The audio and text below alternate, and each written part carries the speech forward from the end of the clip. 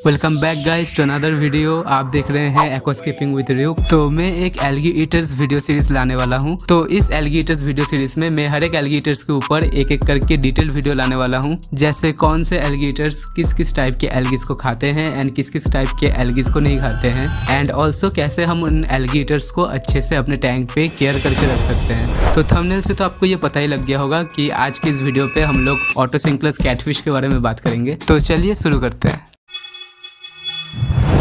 तो ये एक सकर माउथ कैटफिश है एंड ये फिश साउथ अमेरिका के अमेज़न रिवर से आया है। कभी कभी सोचता हूँ कि अमेज़न रेन फॉरेस्ट पे ही चला जाऊँ, वहीं पे एक घर बना लूँ, क्योंकि फ्रेश वाटर हॉबी के आधे से ज़्यादा फिशेस तो वहीं से आते हैं। Anyways back to the point. तो ये फिश 1.5 से लेके 2 इंच का होता है। रफली ये लोग साइज में 4 से 5 सेंटीमीटर का होते हैं। नॉर्मली फीमेल ऑटोसिंक्लस मेल ऑटोसिंक्लस से विथ पे थोड़ा ज़्यादा बड़ा होता है एंड फीमेल ऑटोसिंक्लस को मेल्स में से डिस्टिंग्विश करने का एक बहुत अच्छा उपाय है एंड वो है उनके राउंड बॉडीज। तो फीमेल्स विथ में जितना बड़ा होता है या फिर इनका बेली जितना गोल होता है, मेल्स उनके मुकाबले में थोड़ा सा कम बड़ा होता है या फिर कम राउंडेड होता है। मेल का जो बॉडी होता है वो फीमेल्स के कंपैरिजन में थोड़ा सा स्लेंडर मतलब पतला होता है। एंड फीमेल्स जो होते हैं वो भी थोड़ा कलर में ब्राइट होते हैं एंड मेल्स जो होते हैं वो लोग कलर में थोड़ा ज़्यादा ही डार्क होते हैं।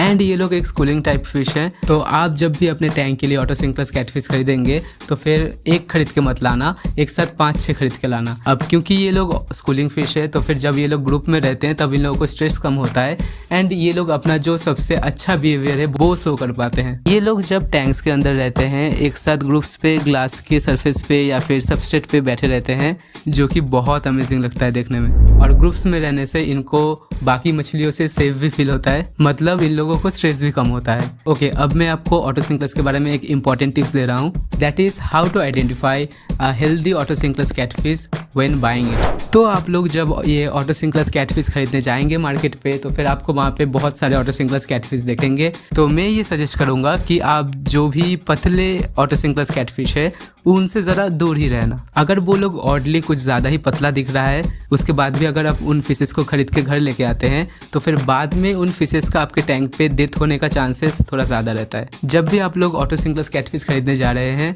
आपको 2 चीज़ें दिमाग में रखना है। पहला कि वो लोग एक्टिव है या नहीं, मतलब जहाँ पे इन ऑटोसिंक्लस कैटफिश को रखा गया है वहाँ पे ये लोग अच्छे से मूव भी कर रहा है या फिर नहीं, या फिर ऐसे ही बस एक कोने पे बैठा है। अगर ये लोग मूव कर रहे हैं तो फिर ये एक अच्छा इंडिकेशन है। एंड ज़रूर उन ऑटोसिंक्लस कैटफिशेस का बेली चेक करना। अगर बेली बहुत ही पतला है एंड फिश को देख के अगर आपको ये लग रहा है कि वो लोग बहुत वीक है या फिर बहुत ज़्यादा ही पतला है तो फिर शायद वो अच्छा फिश नहीं है। अगर वो ऑटोसिंक्लस कैटफिश एक्टिव है, हिलडुल रहा है एंड उसका जो बेली है वो भी राउंड है तो वो एक हेल्दी ऑटोसिंक्लस कैटफिश है एंड आपको वो ज़रूर खरीदना चाहिए। नॉर्मली जब ये फिशेस सेलर के पास पहुंचता है after a long journey and इस लॉन्ग जर्नी के दौरान ना तो इन फिशेस को फीड किया जाता है एंड ऑल्सो इन फिशेस को स्टार्व करके रखा जाता है ताकि ट्रांसपोर्टेशन के टाइम में इन फिशेस को कॉम्प्लिकेशन ना हो। एंड अगर ये सेलर्स उन फिशेस को अपने टैंक पे ट्रीट करे बिना ही या फिर इन लोगों का जो भी स्ट्रेस है उन स्ट्रेस को नॉर्मलाइज करे बिना ही मार्केट पे सेल करने लेके आ जाए तब ये फिशेस पतले दिखते हैं, वीक दिखते हैं या फिर इनएक्टिव होकर बैठे रहते हैं। तो जब भी आप लोग ऑटोसिंक्लस कैटफिश बाई कर रहे हैं तो फिर ज़रूर एक हेल्दी, एक्टिव एंड राउंड बेली वाला ऑटोसिंक्लस कैटफिश ही चूज करना। अब बात करते हैं आइडियल वाटर पैरामीटर्स का।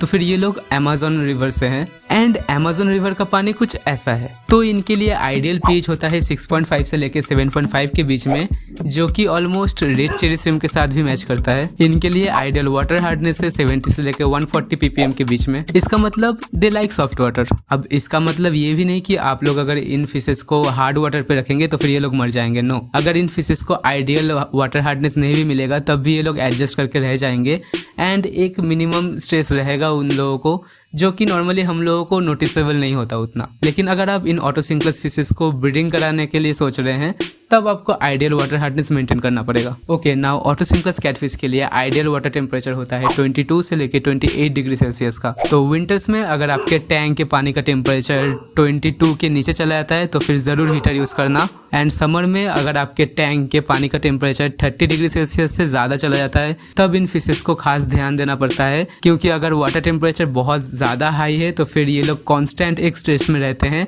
जो कि आप लोग देख के समझ भी पाएंगे। तो समर में आप लोग एक वाटर फैन यूज़ कर सकते हैं, डेली थोड़ा थोड़ा करके वाटर चेंज कर सकते हैं, जिससे कि आपका टैंक का जो टेम्परेचर है वो थोड़ा सा कम होता है। Now let's talk about ideal tank size for otocinclus catfish. अब जैसे मैंने पहले ही बोला कि ऑटोसिंक्लस कैटफिश एक स्कूलिंग फिश है, एंड आप अगर इन फिशेस को ग्रुप में रखेंगे तो फिर ये फिशेस ज़्यादा कंफर्टेबली एंड ज़्यादा हैप्पीली लिव कर पाएंगे। तो एक 5 या फिर 6 ऑटोसिंक्लस के ग्रुप के लिए 2 फीट का टैंक ठीक ठाक रहता है। एंड अगर आप कोई भी 1.5 फीट लेंथ का टैंक यूज़ कर रहे हैं तो फिर उसमें आप लोग 3 से 4 ही ऑटोसिंक्लस रख पाएंगे। And also one more thing, अगर आप लोग ऑटोसिंक्लस रख रहे हैं तो फिर जिस टैंक में ड्रिफ्टवुड रहता है या फिर जिस टैंक में थोड़ा सा भी टैनिन रिलीज होता है, वो सेटअप ऑटोसिंक्लस के लिए बहुत अच्छा रहता है, क्योंकि पानी में ये जो टैनिन रिलीज होता है उससे पानी का जो पीएच होता है वो डिक्रीज होता है। एंड ऑल्सो ड्रिफ्टवुड के ऊपर ये जो स्लाइमी बायोफिल्म जैसा चीज़ बनता है ऑटोसिंक्लस को वो खाने में बहुत मज़ा आता है। एंड ऑल्सो आपके ड्रिफ्टवुड के ऊपर ये जो स्लाइमी सॉफ्ट एल्गी का लेयर होता है वो खाने में इनको बहुत मज़ा आता है। Now let's talk about tank mates for otocinclus catfish. तो ऑटोसिंक्लस बहुत ही पीसफुल एंड इनोसेंट नेचर का फिश होता है, एंड नॉर्मली ये फिश कोई भी दूसरे फिशेस को तंग नहीं करता।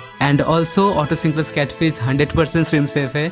मैंने श्रिम्प बेबीज के साथ भी ऑटोसिंक्लस कैटफिश रख के देख लिया है। अटैक करना तो दूर की बात, ये लोग कभी भी श्रिम्प्स को खाने के बारे में सोचते भी नहीं होंगे। तो फिर आप कोई भी कम्युनिटी फिश के साथ ऑटोसिंक्लस कैटफिश को आराम से रख पाएंगे। एंड ऑल्सो मैंने देखा है कि बेटा फिश के साथ भी ऑटोसिंक्लस कैटफिश आराम से रह जाते हैं। ये फिश आपके टैंक के ग्लास के सरफेस के ऊपर या फिर आपके टैंक का जो भी हार्डस्केप है उस हार्डस्केप के ऊपर एक साथ बैठे रहते हैं, एंड ये दूसरे कोई भी फिशेस को तंग नहीं करता। ये लोग अपने ही दुनिया में खोए खोए रहते हैं, ये लोग अपने ही दुनिया में मस्त रहते हैं। बस इन ऑटोसिंक्लस कैटफिश को दूसरे जो भी बड़े साइज के कैटफिशेस है उनके साथ मत रखना, या फिर कोई भी मॉन्स्टर फिश या फिर कोई भी बिगर साइज के सिकलेट फिश के साथ इनको मत रखना। ये सारे फिशेस बहुत एग्रेसिव होता है नेचर में, तो वहाँ पे ऑटोसिंक्लस कैटफिश को खतरा हो सकता है। Now let's talk about otocinclus catfish के एल्गी ईटिंग एबिलिटी के बारे में। आपके टैंक के ग्लास के ऊपर जो भी ब्राउन सॉफ्ट डायटम एल्गी होता है वो ऑटोसिंक्लस कैटफिश बहुत आराम से खाते हैं, या फिर आपके ड्रिफ्टवुड के ऊपर जो भी सॉफ्ट ग्रीन एल्गी होता है वो ये लोग बहुत मज़े से खाते हैं। लेकिन आपके टैंक पे जो भी हार्ड एल्गीज है वो ये लोग नहीं खाते। एक्चुअली नहीं खाते बोलना गलत होगा, ये लोग खा ही नहीं सकते। मतलब इन लोगों का जो भी माउथ का स्ट्रक्चर है उससे ये लोग चबा नहीं सकते। सो ये लोग सिर्फ सॉफ्ट एल्गीज पे ही फोकस करते हैं। एंड ऑल्सो प्लांट्स के लीव्स के ऊपर जो भी ग्रीन सॉफ्ट एल्गीज होता है वो भी ये लोग खाते हैं। तो फिर बड़े बड़े अनुबियस के ऊपर जो भी छोटे छोटे ग्रीन स्लाइमी एल्गी होता है वो साफ करने के लिए ये ऑटोसिंक्लस कैटफिश एकदम परफेक्ट है। तो फिर सारे सॉफ्ट एल्गीज को ऑटोसिंक्लस कैटफिश आराम से खाएंगे। तो अब जान लेते हैं कि ऑटोसिंक्लस कैटफिश कौन कौन से एल्गीज नहीं खाएंगे। ऑलमोस्ट सारे जो थ्रेड या फिर हेयर टाइप एल्गीज है उससे ऑटोसिंक्लस कैटफिश दूर रहते हैं, क्योंकि उन लोगों का जो माउथ स्ट्रक्चर है वो एक सकर माउथ है, एंड ये लोग चाह के भी ये हेयर एल्गी या फिर थ्रेड एल्गी को खा नहीं सकते। हाँ, लेकिन एक चीज़ है कि अगर आपके टैंक पे जो भी ब्लैक बेड एल्गी है या फिर हेयर एल्गी है, अगर वो एल्गीज मरा हुआ है मतलब वाइट हो चुका है, तो फिर शायद ये ऑटोसिंक्लस कैटफिश उन डेड पार्ट्स को खा सकते हैं। ऑल्सो ये लोग ग्रीन स्पॉट एल्गी या फिर ग्रीन डस्ट एल्गी, ये जो हार्ड एल्गीज होते हैं इनसे ये लोग दूर ही रहते हैं, एंड इन एल्गीज को ऑटोसिंक्लस कैटफिश उतना खाता नहीं है। तो अगर आपका टैंक ऑलरेडी वेल मेंटेन रहता है तो शायद आपके टैंक पे जो भी ऑटोसिंक्लस कैटफिश है उनको इनफ एल्गी ना मिले खाने को। And also I can say this कि जो लोग ऑटोसिंक्लस कैटफिश को रख नहीं पाते, मतलब वो लोग ऑटोसिंक्लस कैटफिश को मार देते हैं, मोस्ट ऑफ द टाइम वो सारे कैटफिश स्टार्व होके ही मरते हैं। मतलब उन लोगों को इनफ खाना नहीं मिलता, तो इसीलिए वो लोग भूखे ही मर जाते हैं। लोग ये सोचते हैं कि टैंक में ऑलरेडी इनफ एल्गी मौजूद है एंड ऑटोसिंक्लस कैटफिश को अभी खाना देने का कोई ज़रूरत नहीं है, क्योंकि अगर टैंक पे एल्गीज है लेकिन मैंने फिर भी उनको खाना दे दिया तो फिर वो लोग ज़रूर मेरा दिया हुआ खाना ही खाएंगे, एंड वो लोग तब एल्गी खाना बंद कर देंगे। लेकिन हम लोग ये नहीं सोचते कि यहाँ पे ये भी हो सकता है कि वो जो ऑटोसिंक्लस कैटफिश आपके टैंक के अंदर है वो लोग उस सर्टेन टाइप के एल्गीज को खा ही नहीं सकते।